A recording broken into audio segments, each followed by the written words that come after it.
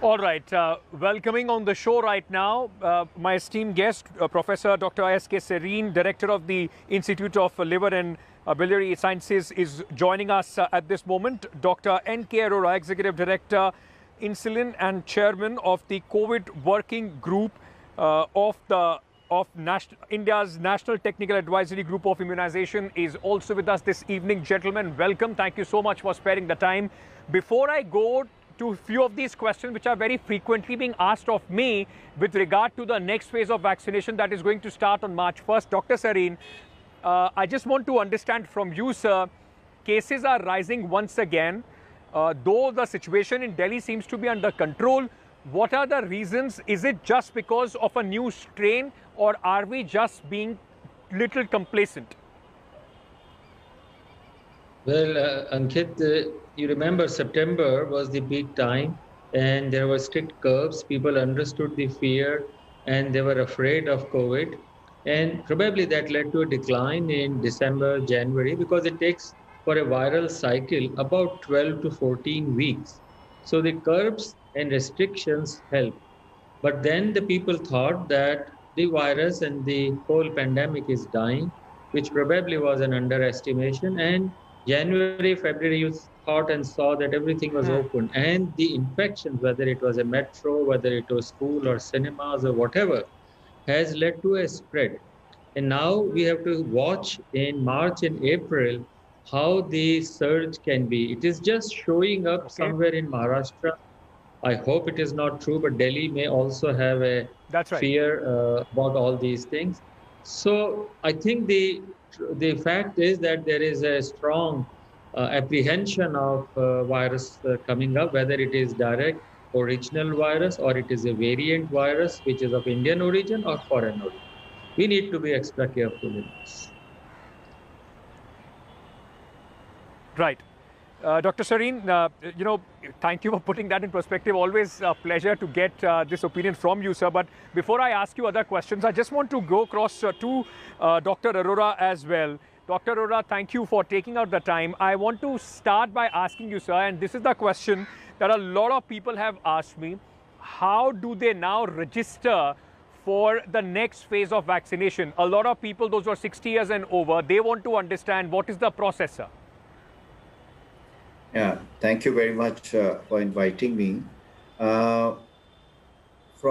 From Monday onwards, we hope that CoWIN app will be available for everybody and anybody to register themselves. And it will require some documentation to be uploaded so that you are registered. And it will also inform you about the various immunization centers near your place of residence. But there is a possibility that CoWIN still may have hiccups. In that case, immunization centers will be able to register directly. One can register with them, and later on they can upload the data on CoWIN app or platform. So things have been made much simpler, and both the options and flexibility is provided. So all those who are above 60 are requested to register themselves. Similarly, those who are above 45 and have a prescription from their doctors about their comorbidity.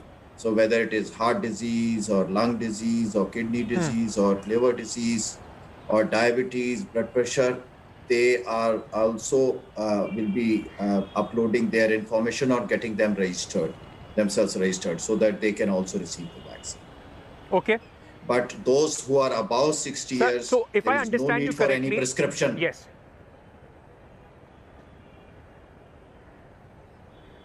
Okay. So if I understand you correctly, sir, if the CoWIN app is available, so basically people will have to download the CoWIN app, try and download it before 1st March. If that doesn't happen, they will have to then go and inquire to the nearest hospital, private or government, whether they are part of this vaccination drive. Yes, that's correct. So most of the, these 20,000 places mostly will be concentrated in urban areas. And the focus is also because the intensity of transmission is maximum in urban areas. And there is another way. So all those hospitals or nursing homes which are providing services under PMJY, that is another indication that they will be having the immunization centers. So they can go find out and get themselves registered in case they have any deficiency. Right. Dr. Sarin, you are also part of the task force here in Delhi. I'm sure the government of Delhi and all of you are also preparing for this. Frequently asked question is for most people, those who are 45 and above and have comorbidities, like doctor said that you only need a prescription. So what does that mean? That the for the jab, is there going to be a special certificate or something that you would be giving? And a lot of people are asking, sir, if I am diabetic or I have high blood pressure, is it safe to take vaccine? Well, as far as the task force, I think Delhi is totally guided by the center, and therefore I am not involved in the policy matters. But yes, as a common citizen, as a doctor, I can advise that if you are on thinners, like blood thinners for heart disease, definitely try and get your doctor to say whether you can take them off. From 2, you can come down to 1. Second is, if you are diabetic and your sugars are not controlled, it is better to get them. In a way, it's a good thing that you get into shape to get a vaccine. You have few days. The third important part is, even if you do not have comorbidities, but you have a high-risk behavior, even then it should be considered as a person who needs to get a shot. As far as above 60, it is not that these people get infected more, but they have multiple problems. So they can, slightest of the infection of COVID can cause mortality in them. So therefore, I would urge strongly everyone without fail above 60, and if you do not have anything against like allergies and all that, you should try and get the vaccine. I also heard a small thing about whether the vaccine data is available for phase 3 for Covaxin Bharat Biotech. I want to say all over the world, there is a process known as rolling review process.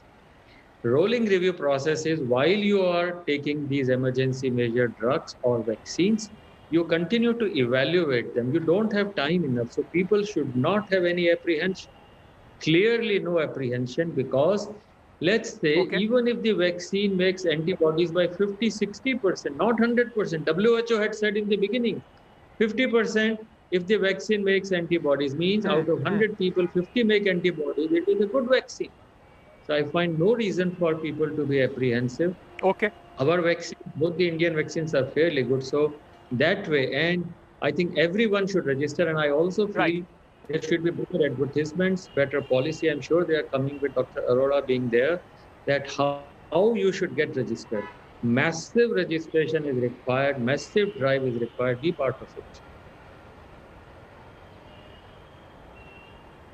Maximum registration is required, and I'm sure there needs to be, as you are also pointing out, a big advertisement drive to make people aware of this entire process, because Dr. Arora himself was saying that the CoWIN app, just initially, there might be a few hiccups, and that is why people might have to go themselves to try and find out. But Dr. Arora, a frequently asked question that at least I am getting online and from a lot of people is, what will be the cost as far as the private hospitals are concerned? A lot of people want to know, if they want to go to a private hospital and avail this facility, how much will they have to shell out?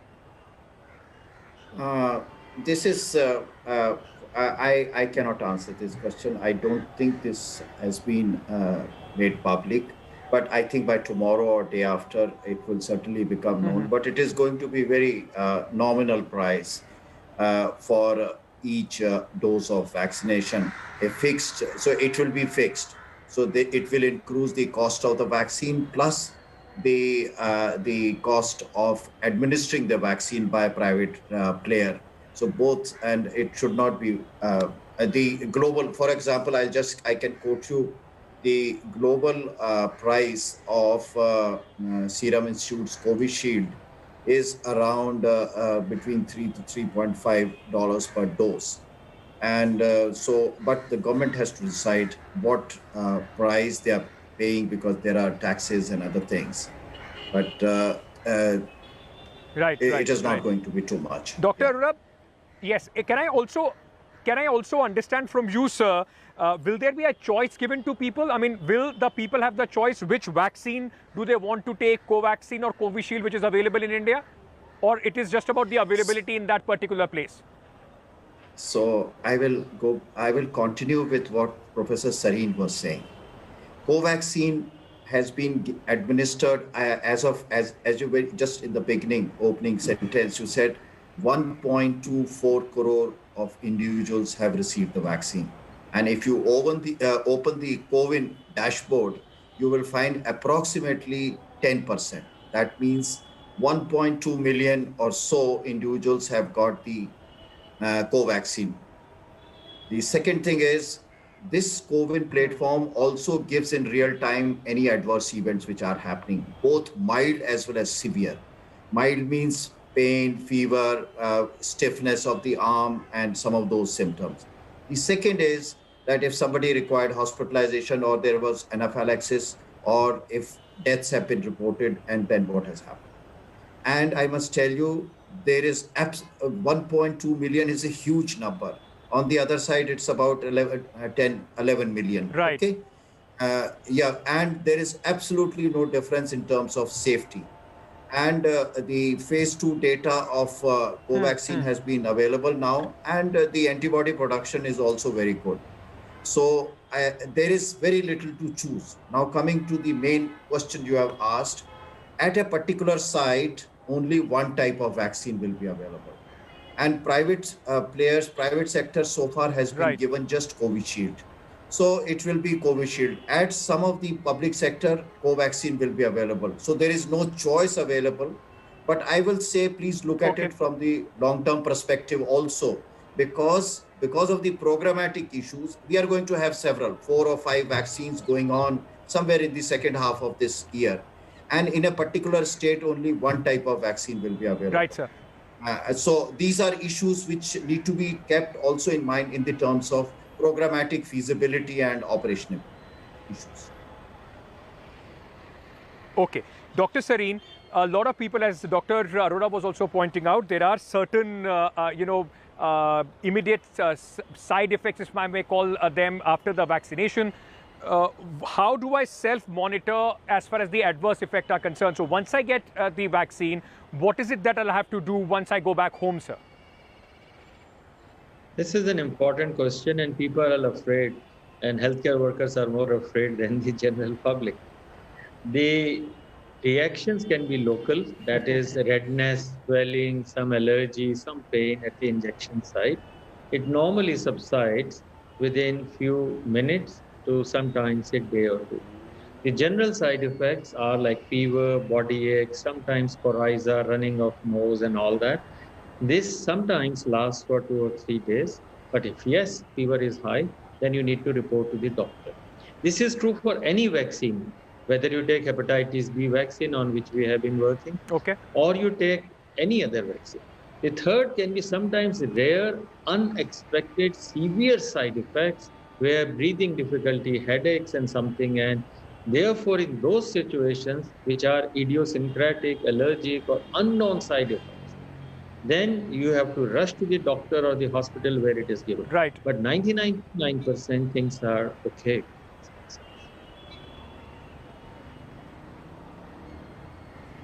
Can I come in and Dr. continue Sareen, thank this? you so much for joining us. Can I? Yes, can please, I, please, sir, go ahead. Go ahead. Yeah, yeah. So I must give you some data to give you further confidence to our audience that vaccines are safe. In this 1.25 crore doses which have been given, anaphylaxis is something which is most serious. And almost 100 cases of anaphylaxis have been noticed from across the country, and they have been recorded. And because this 30 minutes waiting protocol has been followed, they were all picked up, 100% managed, and not even a single unfortunate eventuality. So this waiting for half an hour is very important. The second issue is that as soon as I'm sure many of us who have been immunized, as soon as you get the vaccine, within Yes. within few minutes or within an hour, you get a SMS that you have been vaccinated at such and such place. So and so person has immunized, and whose telephone number is also given. Plus, there is a call center number. So please use that information. In case you feel uncomfortable, feel free to call them. This is what is the whole purpose of CoWIN, that this a person's name and telephone number is provided so that there is a personal contact for that, and we should utilize that service. So there are mechanisms for people to monitor, to reach out as in case they feel that there are some symptoms or they are feeling uneasy. There are post-vaccination mechanisms also in place that would give a lot of confidence to a lot of our viewers. Thank you so much, gentlemen, for taking the time out and answering few of the questions, because from 1st March, a lot of people are hoping that they would be able to avail this facility. We'll keep doing this. We'll keep requesting both of you to keep coming back so that, not only till 1st March, but even after that, just to give a sense of what people should expect and to give the confidence, because when you say it, brings a lot of credibility, it carries a lot of weight, and that also clears a lot of doubts. Thank you so much for joining us on the broadcast. We are slipping into a very short break, ladies and gentlemen. Coming back with much more on the other side. Hi everyone, Preeti Chaudhary here. Hope you like this video. For latest news and analysis, like and subscribe to the India Today YouTube channel. And don't forget to press the bell icon to stay updated. Thank you for watching.